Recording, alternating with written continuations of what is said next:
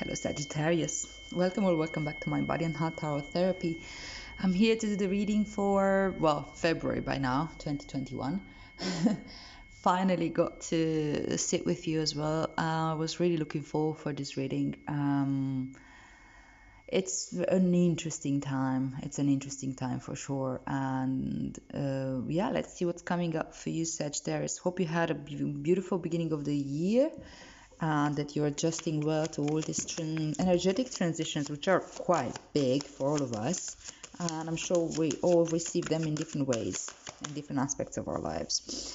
Alrighty, so Sagittarius. This is a general reading for Sagittarius, Sun, Moon, and Rising signs. If it resonates, it resonates, and if it doesn't, it's just not your reading. Alright, let's see what's going on with you, Saggies. Two of Pentacles as your current energy. All right. What is your challenge? Okay, that was quick. You are the challenge, Sagittarius. Knight of Wands is Sagittarius energy, so Knight of Wands is the challenge. What is the advice for my dear Sag? Maybe not break everything. Of course, the Tower as advice. A very suitable advice for you, my dear. And what is the... Ooh, what's this? What's this position? Oh yeah, the future energy. Judgment. Well, it's a big month. It's a big period for you. So it's about a month from when you're viewing this. Like this is the time range that we're referring to. And here you have the Two of Wands as well as the theme of your reading. It's a big month. Wow. A lot of changes and a lot of adjustments for sure. You need to learn to steer up to navigate this, right? But yeah, let's clarify first, and we're gonna go into the story. That why is. Thank you. So the Ten of Cups is clarifying the Two of Pentacles. Okay. The Knight of Wands. Why is the Knight of Wands here? The Son of Swords. Basically, this is the Knight of Swords, air, right? Why is the Tower here as advice? Mother of Cups. My dear. My dear. Beautiful. Why is Judgment here as future energy? The High Priestess. Yet another two. Okay, and bottom of the deck. The Seven of Wands with the Two of Wands as the underlying energy and the theme of your reading. Alright, Sagittarius, there's something really big going on here with you. There's some real changes happening in your life, and you are scared and you're trying to adapt. You are open to it from what I see, and but you also, yeah, you basically shitting your pants. Okay, let's go through this. The Two of Wands talks about traditionally choices, right? Like, okay, we have new choices. We're creating a new vision about how things should be. You see how this person is basically holding the whole earth in his hand, and he's like viewing over from a high ground over the sea in this beautiful landscape, and he's envisioning what it can be. The Seven of Wands comes here though, and Seven of Wands can be seen a lot as a protective energy, you know, when we fence up, when we hold our ground and defend ourselves. And we usually have to do so because it's a challenge that needs to be overcome to keep our integrity, to stay with our authenticity, to hold our space, right? And I think, these two energies can be perceived as, in a way, in conflict with each other. I was looking for another word, but there you go. This works. But I don't think they need to be. You see, in a way, I see like the portal being created by these two wands here, and I see like this opening happening here for this one wand with a flame that's lighting up the way. The Seven of Wands here, I think it comes much more as a from the position of assessment, assessing your beliefs. See which one do you choose to believe? What do you choose to believe? We choose what we believe eventually, and we notice that maybe we hold beliefs somewhere in the back of our minds that had been put there at a very, very, very young age, and we don't necessarily listen or hear them, but we act from them. Well, when we start seeing them, when we start seeing in front of me, do I believe that I'm a, I don't know, powerless little being that has is unlovable, or do I believe that I actually have this whole earth in my hand and I can create a new vision and I can create a new reality for myself? I think you were like something's lighting up inside you this month, and you're having the courage to go, or you're called to find the courage to go deep into yourself and see what makes you you. What is it that it's authentic and real, and what is that it's borrowed identities or identities that had been forced on you, or adaptations that you had to come up with in order to, you know, survive maybe, or learn or grow. But they also just programs and identities that you had to create. But you're learning now to break the tower of mirrors and illusions of who you think you are, and really question those beliefs and identities that you've held up until now, so you can open yourself up to a new way of being, a completely new way of being. And this is coming to you right now because you're ready for it, because you can see it. This is not something you can force. You can't rush this moment. It is a little bit scary for the mind, for the ego, because it can feel like your whole world is falling apart to a certain degree. But if you do this with awareness, and allow yourself to be guided by the guiding light within you, that wisdom that comes with a spiritual practice and meditation and groundedness and awareness, where you're able to create this new vision, you're able to affect new change through the acceptance of what is there, and letting go of what's not serving anymore. I know this sounds a little bit cliche already in the whole new age movement, but feel into it, sit with it, really look at what comes up for you as you're listening to these words right now, and as you're seeing maybe these images.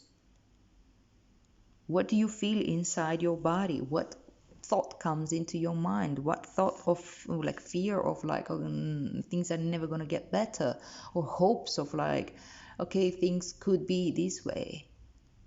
And not necessarily trying to create like an illusory reality with bypassing any type of pain, and everything is like a paradise which is idealized and ungrounded. It's more about a life that is livable, something that you can live with. Understanding that you don't need to repeat the same patterns again and again and again. Like, and you have choice. You have choice, and through creating a moment, like recognizing the moment of choice, and start choosing differently every once in a while, even with the small things, and choosing what we believe in, and choosing what we. And that's a dangerous phrase, though, choosing what we believe in. Of course, it can be taken into conspiracy theories and say, like, I believe in this is the real truth, the truth of all the truths, and blah, blah, blah, blah, blah, and it's my choice, so fuck you all, blah, blah. That's not what I mean. Even though eventually that's where it goes down to, like, we believed into this, and that, and we act from those beliefs. But this is going deeper. It's going into, like, what you believe about yourself based on your previous experience and reality, and also as you open up like towards more awareness, what new versions of yourself want to emerge, where you feel maybe less entangled in your past, less conditioned by your traumas and your fears, and more open towards life and experience. All right, my dear, that was a long introduction of what's really happening here. And I'm gonna just walk you through this, but I think I pretty much said it all by now. That's it. It's the reading could be done here.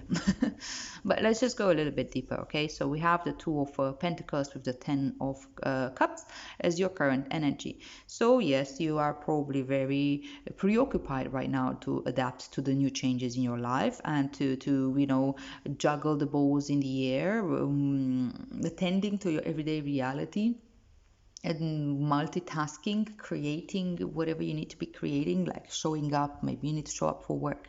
Let's say that something crazy is happening in your personal life, whether it's the coming of a baby or a new relationship or an ending of a relationship or something personal, health, and then you need to show up to reality. I need to go to work, I need to go to school, I need to study, I need to do this, I need to do that, I need to make money, I need to pay the bills.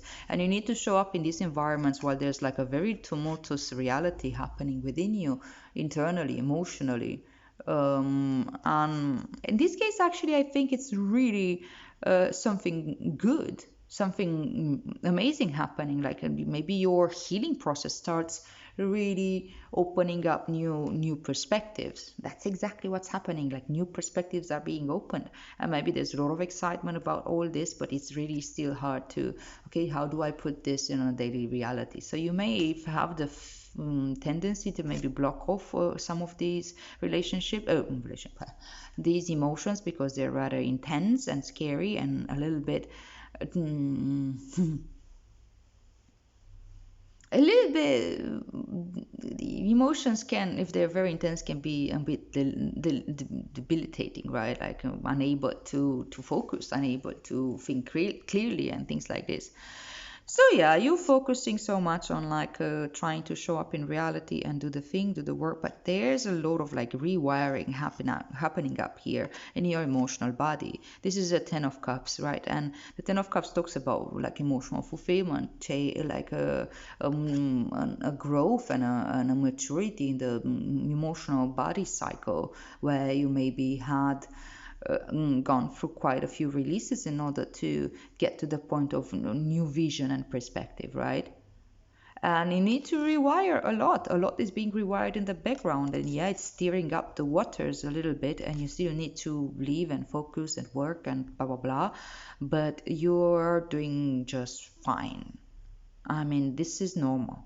This is normal, and it's okay to focus on the daily reality in a mindful way. Just make sure you're not ignoring this process and you're not running away from it out of fear of the unknown. Allow the unknown to come through. Allow the rewiring to happen. You're rewiring everything right now. Maybe certain things were triggering certain pains within you, but you've processed that now, and now it's maybe creating new connections, new neural connections. Like we know we are capable of neuroplasticity. We have negativity bias, which is a wiring that comes as an evolutionary tool, because we need to be able to see what is going to hurt me, and my brain needs to focus on what doesn't work so I can problem solve it. The brain is a problem solving machine. That's its function. When we over rely on the brain, we can fall into depression or into panic attacks or into fear, anxiety, and so on. So what we need to learn is how to get back out of the mind and into the body, right? And allow these to maybe make some conscious efforts, some conscious choices about what connections I can make, and how to rewire these moments. Check out there's this this is exactly what this means. A book called Hardwiring Happiness.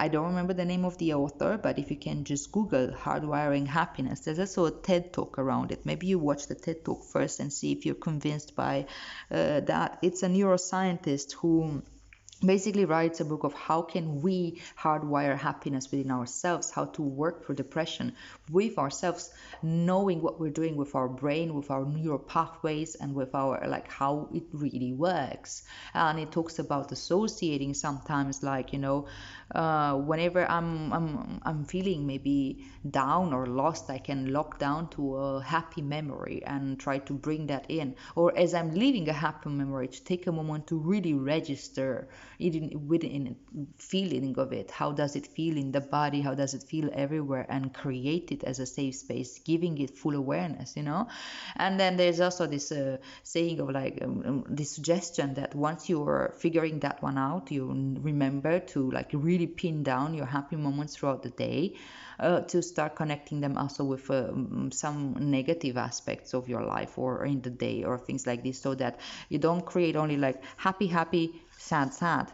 You see, you actually create, okay, this is happy. There's also this sadness going on. There's also this other aspect. There's a plethora and complexity of layers that are going on, but they're not separated anymore. They're together and they create this harmony. You're learning this right now, how to work with this. And yeah, it may feel like a lot of work. You may feel like you have to juggle a little bit to get by into the daily reality, since there's so much going on, but you're just gonna do fine, don't worry. Yeah, challenge. It's challenging to understand who you are in moments like this. It's really challenging. Like the fact that your archetype card came out through here. The Sagittarius as an archetype is believed to be a very happy individual, somebody who's like always making jokes, very easygoing, more or less. Well, not when they start talking about beliefs and ideas and truth, because there you go. There's the preachers coming out, the philosopher, the deep thinker, the big picture, the blah blah blah blah blah. You're familiar with your own archetype, I believe. And sometimes we can over rely on these aspects of ourselves. Sagittarius is just one aspect of you. You would know your chart is very complex. Maybe Sagittarius is your sun or your moon or your rising, and you relate to that archetype in the way you can. But sometimes we can literally over rely on me being maybe the funny one, or me always speaking up the truth, or me, this is also speaking truth, the Son of Swords, right? This is the Knight of Swords. They're both, these knights, very concerned with truth, very concerned with communication of truth, very concerned of like, tell it like it is, rather than maybe add a little bit of diplomacy or awareness of other people's emotions or things like this. There's a bluntness in communication for both these archetypes of the tarot, as I said, Sagittarius, but also this is like Gemini, I think. Air signs, doesn't matter. And it may be challenging right now to, first of all, understand where you're overextending yourself, when were you over relying on certain aspects of your archetype, and when can you let that go? When can you relax into discovering maybe new aspects of yourself, new ways of doing things, new visions, new chambers within your psyche that maybe will tell you a different story about who you are, and you're afraid to listen to that story because you need to be this person that you think you should be, because you've been told so, because this is your sign, or because this is what worked for you in the past and this is how you learn to reward yourself based on those personality traits. Show this to the world, get validation for that, hide the rest, and that's it. That's how we get by, being social. But see, the advice that comes to you is to really allow this whole tower of mirrors to fall down. Whoever you thought you are, however you identify yourself based on beliefs from very young age, whoever you insisted you wanted to become, or you over-identified with, again, as a positive or negative trait. Sometimes we can also identify with the negative. Oh, I'm addictive. I have an addictive personality. I'm an addict. That's bad. That's why I am. Bah, deal with it. Or, oh, I am a jealous person. I'm not saying that you or who listening this or Sagittarius in general is necessarily jealous or addictive. I'm just giving examples. Hope you get that. So allow it. Allow your world to be rocked. Allow the lightning to strike you into the head, because this is what actual spiritual awakening looks like. This is like awakening to a new world, that a new world of yours, of your own, that you can experience while you let go of the old outdated beliefs of how you're supposed to show up and look like and be. And you start letting go of what you think means good or bad, or maybe parts of aspects of yourself that you demonized, you can be much more gentle and nurturing with. You are in a space where you can hold a very nurturing space for this tower to crash, and this doesn't need to be painful. I actually see a lot of supportive energy here. There's nothing, not too much swords energy, that so the mind doesn't necessarily interfere too much in this process. Yes, there's fear, because whenever we suspect this tower will crash, we're like, fuck, my world is gonna be rocked. I can't deal with this. What if I can't put the pieces together? This is a breakthrough. If you allow this rearrangement of reality to take place, and all the mirrors to stop showing you the same version of reality again and again, like the smoking mirrors, the illusions of who we are, and allow, actually, this whole, if you meditate enough, or if you study psychology, of course, but Buddhist psychology, for example, when they talk about non-self, or when they talk about egolessness, it's not that they're denying the existence of the ego in a psychological sense. We all have an ego, we all need an ego. It's healthy, it's about creating a healthy ego. It's not about denying this, it's understanding that that's not all that is. That ego, it's actually like just a running program that has a function, that your brain is an organ that has a function, that you are not it. You are not your thoughts, you're not your mind, you're not your body, you're not your emotions, you're not all this. These are things that you learn to identify with because you don't have that window of awareness just yet. But as you're cultivating it, you're seeing that, hey, all those were smoking mirrors. It's just a version of reality that I ended up with. And now I can let that drop without fearing that I'm gonna get lost or crazy or losing my mind, but rather I can keep myself in full compassion and allow for this alchemy to take place, allow for this change to really happen at a deeper core of your psyche.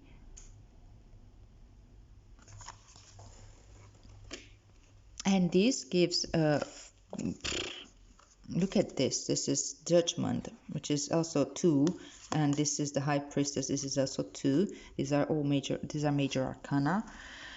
This is opening the door for you. Like, if you really go with this, if you don't succumb to trying to distract yourself from this process, but being present with it and allowing it, you're opening the door for real change. Change happens only in full acceptance. Change happens when you allow the tower to fall on its own. You see the lightning strike right here. Throwing away this crown. The crown is also like symbolizing the belief system, right? Like what we believe about the world and ourselves, which does not fit this square tower. Tower is square, the crown is round. It's a misfit there. And this is like a protective tower that's been built in order to understand reality in a certain way, but this doesn't make sense anymore. That's why these two are forced out of it. They are actually being, in a way, saved from their own, rigid mentality, and they are forced into a new way of thinking. Allow this process. You have the space for it. You have the emotional maturity, and you can be incredibly compassionate with everything that's happening here without getting lost into the story. And yeah, as you accept this process, as you go with this process, judgment talks about, making its full emotional maturity. It's the high priestess is opening up to emotional reality from the beginning, that deep, like from at birth, when we realize duality, when we realize that there's much more out there, and we just making the step into sensing and feeding into that. But the judgment, it's at the end of the cycle, when it's full emotional maturity, where we make peace with our past, when we're letting go of the whole identity. These people are dead, and now they're being reborn. They're being reborn into something else. There's an absolution, a resolution, a complete let go of the past selves and past identities, right? They're opening up to a completely new reality and cycle. And it's the reality that, first of all, there's more to them than those characters that they thought they were. See, they are naked. They don't hold any status or anything. This is beautiful. And you see, again, like, I really love this card here. Now it depicts this tigress just observing and protecting this bow without holding its bow on it, without doing anything. It's just like holding space for it so that this alchemy takes place on its own. Real change happens when we have full acceptance for what is it going on, without running away from the need to, from what it really doesn't work anymore, without trying to distract ourselves from what feels like too much or too little, and to allow ourselves to be guided by this inner light and inner fire. Okay, let's see what's the message from Rumi. I hope it can even help clarify further. Alright, so what is the message from my dear Sagittarius here? Which is going through, wow, quite a moment. Sagittarius style. I'm not helping with identification, am I? There you go. Passion of the Wild Red Mother. Yeah, quite congruent, I would say. So, taking all the passion of this card, look at this beauty. And again, just see the imagery and see what rises up within you at body level, at mind level, at what do you feel? Do you feel the fire burning within you? This fire. Okay, I'm gonna read the card number 36.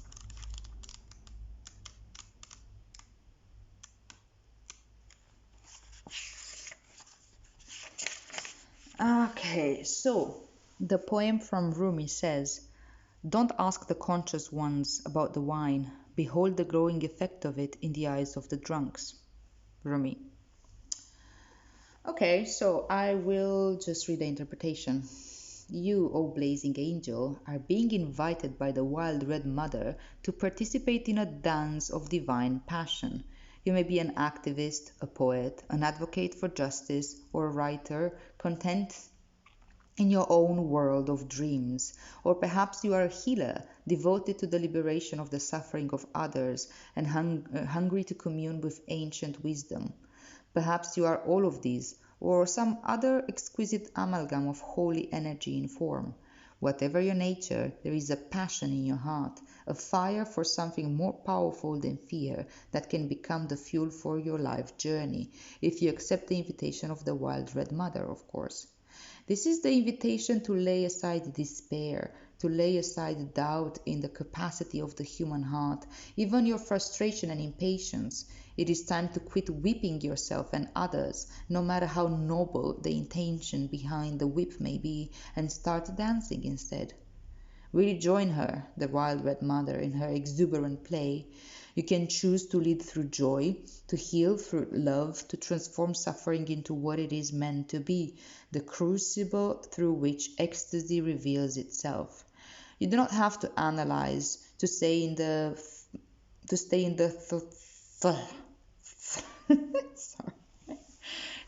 the throes of process and ordered stages.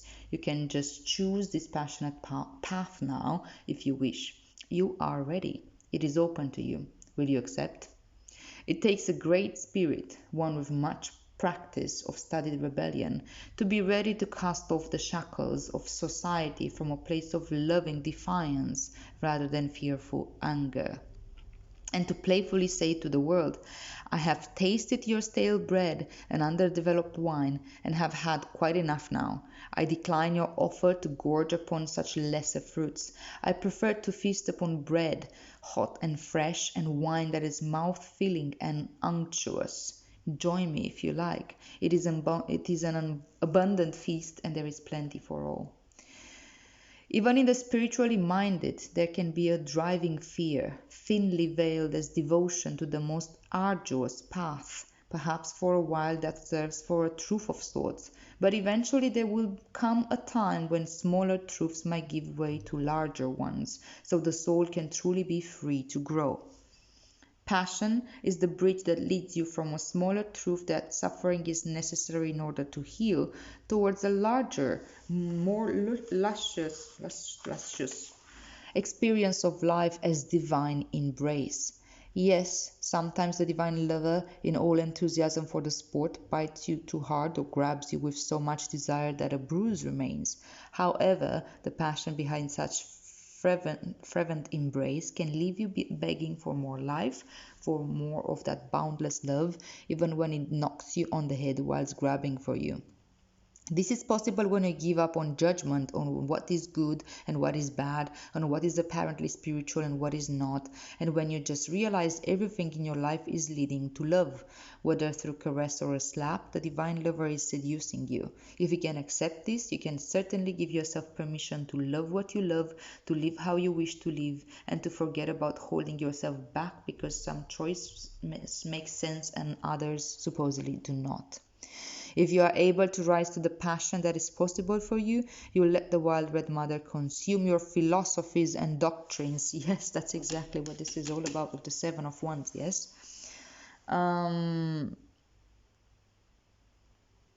So you will let the wild red mother consume your philosophies and doctrines.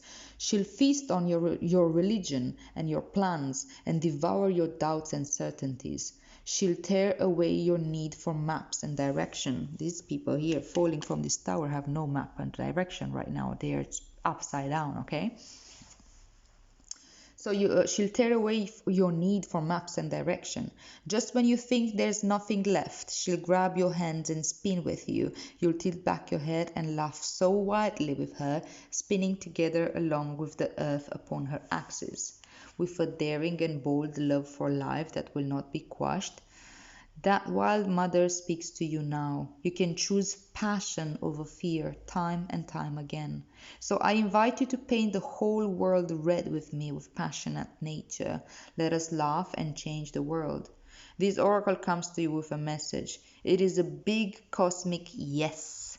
It is also an invitation to let go of suffering and struggle, not with regret or shame, but with gentle acknowledgement that it has had its purpose. It now has a bigger purpose, that of passion, which calls you to engage in the embrace of life with more abandon than ever before. Now is the time to let go of belief systems and needing to know anything. It is time to trust in the beating of your own heart and in the people, places, and experiences that truly move you, whether it makes sense or appears to be logical or not. The wild red mother comes to you when you are ready for her at a soul level. Your mind may think she is a thief in the night, ready to pilfer all you hold dear and dear, near and dear, and be utterly in terror at the prospect.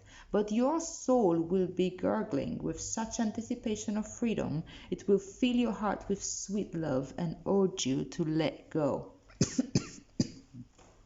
Let her have her way with you, even if it means she crashes into you in the dark as she fumbles and drags you half asleep to go out dancing with her under the full moon, wearing nothing but your animal skin and a smile.